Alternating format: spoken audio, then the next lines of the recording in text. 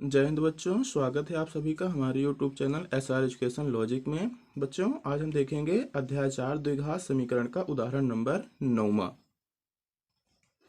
Question है हमारा कि पूर्ण वर्ग बनाने की विधि से 4x² + 3x + 5 = 0 के मूल्य ज्ञात कीजिए। इससे पहले पूर्ण वर्ग बनाने के लिए उदाहरण 8वां और 7वां हमने पढ़ लिया है। सेम उसी प्रोसेस में उदाहरण नंबर 9वां को भी चलिए हम हल करते हैं। तो यहाँ पास हम अंकित कर देंगे हल, और एक बार क्वेश्चन को पुनः लिख लेंगे। ये हो गया हमारा समीकरण। इसके बाद हमने देखा था कि नेक्स्ट स्टेप में क्या होता है कि जो हमारे x² का गुणांक होता है, तो उस गुणांक को इनमें जितने पद होते हैं सभी में कर देते हैं भाग। तो यहाँ एक लाइन लिख देंगे, x² के गुणांक 4 का सभी पदों में भाग करने पर, इसका भाग कर देते हैं सभी में। 4x² है ये, अब इसके बाद बटे में हो जाएगा 4। फिर देखो प्लस का चिन्ह है तो प्लस 3x, और 3x के बटे में हो जाएगा 4, क्योंकि सभी में 4 का करना है भाग। और ये आपका हो जाएगा 5/4, बराबर में इधर आ जाएगा आपका 0, जो यहाँ पास दिया था। अब आगे देखो, ये 4 से 4 हमारा हो जाएगा कैंसिल। तो जब 4 से 4 कैंसिल हो गया तो यहाँ हमारा बचा x² प्लस, ये देखिए गुणांक को अलग लिख देते हैं, 3/4 हमारा गुणांक है, और इसमें जो चर पद है वो है x। फिर इसके बाद है प्लस 5/4, बराबर में इधर आ जाएगा आपका 0। अब इसके बाद जो अचर पद होता है, तो अचर पद को उठाकर LHS से हम भेज दे रहे हैं RHS में। तो यहाँ पास आप देखोगे ये कुछ ऐसा मिल जाएगा, x² प्लस 3/4x इक्वल, ये 5/4 जो प्लस में है इधर आएगा तो माइनस का हो जाएगा 5/4। अब इसके बाद नेक्स्ट स्टेप में देखेंगे, जो यहाँ x का गुणांक है 3/4, चिन्ह नहीं लेना है, सिर्फ गुणांक को लेना है, यानी संख्यात्मक मान को। देखो 3/4 हमारा संख्यात्मक मान है, इसका गुणा करेंगे 1/2 से, और इसका कर देंगे होल वर्ग।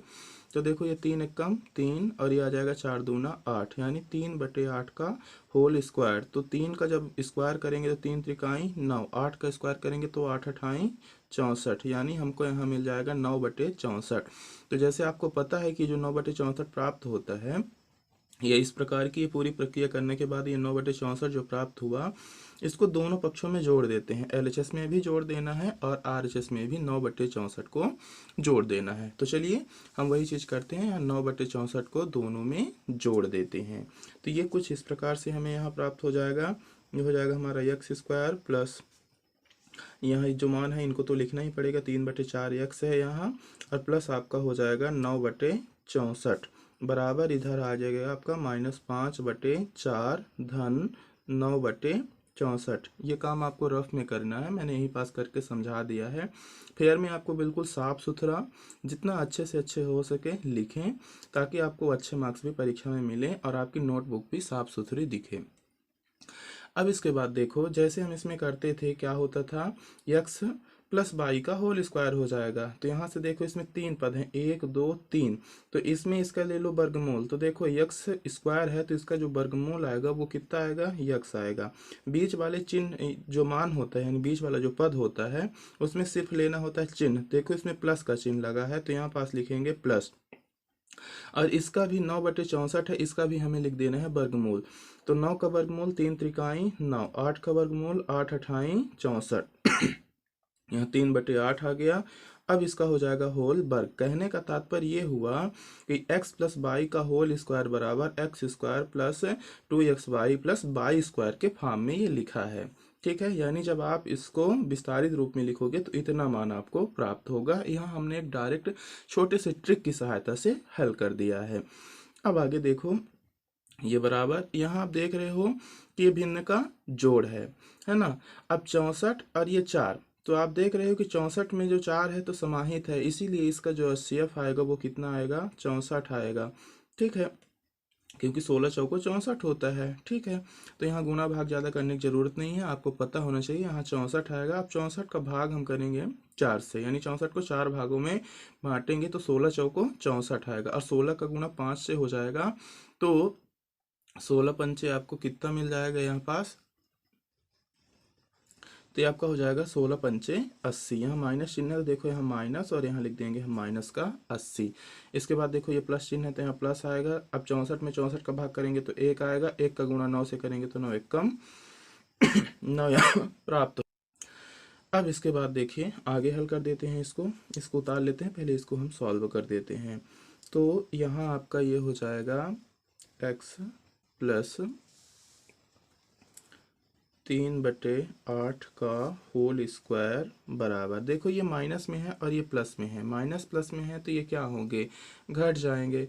तो -80 की वैल्यू ज़्यादा है तो यहाँ माइनस चिन्ह आ जाएगा, और 80 में 9 यदि हम निकाल दें तो 80 में 9 निकलेगा तो हमको कितना मिलेगा, हमको मिलेगा 71। तो यहाँ पास लिख देंगे 71 और बटे में आ जाएगा 64। अब आपको पता है कि इधर से हम जब वर्ग हटाएंगे तो इधर क्या लग जाएगा, अंडर रूट, और उससे पहले प्लस माइनस के चिन्ह लग जाएंगे क्योंकि वहाँ कंडीशन होती है। तो ये आपका आ जाएगा x प्लस 3/8 बराबर प्लस माइनस का चिन्ह और इधर लग जाएगा अंडर रूट, और ये आपका आ गया -71/64। अब आप यहाँ देख रहे हो कि ऋणात्मक मान जो है तो अंडर रूट के अंदर, तो ये वाली जो वैल्यू है -71/64 को यदि हम सॉल्व करेंगे तो ये वैल्यू जो आएगी तो ये हमारे जीरो से क्या आएगी, छोटी आएगी, ठीक है ना, यानी कि जीरो हमारा इससे बड़ा आएगा, ये वाला मान हमारा जीरो से छोटा होगा। तो यहाँ पास हम ये कह सकते हैं कि यहाँ इसका वास्तविक मान हमें प्राप्त नहीं होता, और जब किसी समीकरण निकाय का वास्तविक मान प्राप्त नहीं होगा तो उस समीकरण मूल का कोई वास्तविक मूल प्राप्त नहीं होगा, ठीक है। तो यहाँ पास यही हम लिख देंगे कि यहाँ पास ये जो प्राप्त मान है ऋणात्मक है, तो यहाँ प्राप्त मान हमारा ऋणात्मक नहीं हो सकता है। और यदि प्राप्त मान ये वाला देख रहे हैं कि ये मान हमारा ऋणात्मक है, तो जब ये मान ऋणात्मक होगा तो यहाँ पास हम चुपचाप एक लाइन लिखेंगे कि अतः समीकरण निकाय का कोई भी मूल वास्तविक नहीं है। इस प्रकार से हमारा ये क्वेश्चन सॉल्व हो जाएगा। अब ये क्वेश्चन आगे नहीं सॉल्व होगा, कहने का तात्पर्य इसके मूल प्राप्त नहीं होंगे। रीजन मैं आपको पहले ही बता चुका हूँ कि ये वाला जो मान ऋणात्मक है और ऋणात्मक मान है तो ये जीरो से क्या हो जाएगा, छोटा हो जाएगा, ठीक है। तो यहाँ पास ऋणात्मक मान हो ही नहीं सकता, यदि ऋणात्मक मान होगा तो इसका कोई भी मूल वास्तविक नहीं होगा या इसका मूल ही हमें प्राप्त नहीं होगा, इसलिए अब ये क्वेश्चन इससे आगे सॉल्व नहीं होगा। यहाँ हम यही कंडीशन लिख देंगे कि समीकरण निकाय का कोई मूल वास्तविक नहीं है। धन्यवाद बच्चों।